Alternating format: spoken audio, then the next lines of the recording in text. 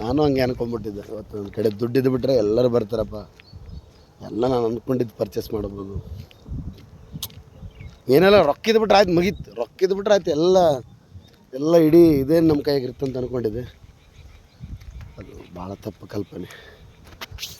ಒಂದು ಸತಿ ಕುಟುಂಬನ, ಒಂದು ಬಳಗನ ಜಸ್ಟ್ ಹಿಂಗೆ ಕೈ ಬಿಟ್ಟು ನೋಡಿದೆ, ಎಲ್ಲರನ್ನ ಕೈ ಬಿಟ್ಟು ಬರ್ರಿಯಪ್ಪ ಎಲ್ಲರೂ, ಯಾವ ದ್ವೇಷ ಹಸು ಎಲ್ಲ ಬಿಟ್ಟು ಬರ್ರಿ ಅಂತ ತಿಳ್ಕೊಂಡು.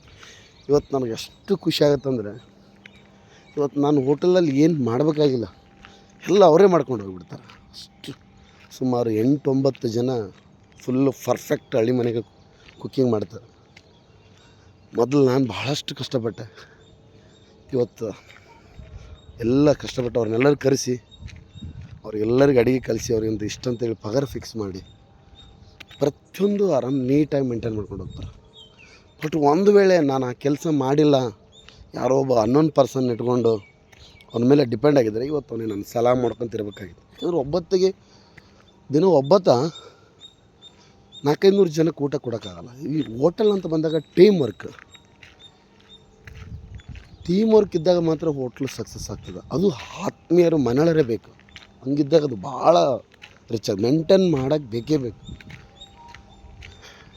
ಇಲ್ಲಾಂದ್ರೆ ಅಡುಗೆ ಮೇಂಟೈನ್ ಮಾಡಿದ್ರೆ ಕ್ಲೀನ್ ಮೇಂಟೈನ್ ಮಾಡೋಕ್ಕಾಗಲ್ಲ, ಕ್ಲೀನ್ ಮೇಂಟೈನ್ ಮಾಡಿದ್ರೆ ಅಡುಗೆ ಮೇಂಟೈನ್ ಮಾಡೋಕ್ಕಾಗಲ್ಲ. ಅದಕ್ಕೆ ನನಗೆ ಅನ್ನಿಸ್ತೀನಿ, ನಾನು ಇನ್ನೂ ಒಂದು 10 ಕಡೆ ಬ್ರಾಂಚ್ ಮಾಡ್ಬೋದು. 10 ಕಡೆ ಬ್ರಾಂಚ್ ಮಾಡೋಷ್ಟು ಚೆಫ್ ನನ್ನ ಬ್ಲಡ್ ನಮ್ಮ ಅಂಗಡಿಯಲ್ಲಿದೆ. ಅದಕ್ಕೆ ಇದೆಲ್ಲ ಆಗಕತ್ತಿರೋದು ಓನ್ಲಿ ಪ್ರೀತಿಯಿಂದ, ಯಾವುದು ದುಡ್ಡು ಯಾವುದಿಲ್ಲ. ಎಷ್ಟೋ ಜನ ಕೋಟಿಗಟ್ಟಲೆ ಇನ್ವೆಸ್ಟ್ಮೆಂಟ್ ಮಾಡಿ ಅದರಲ್ಲಿ ನಷ್ಟ ಅನುಭವಿಸ್ತಾರೆ, ಲಾಸ್ ಅನುಭವಿಸ್ತಾರೆ, ಮಾಡೋರಲ್ಲ ಟೆನ್ಷನ್ ಆಗ್ತಾರೆ. ಬಟ್ ನಾನು ಮಾಡಿರೋದು ಪ್ರೀತಿ ಇನ್ವೆಸ್ಟ್ಮೆಂಟ್.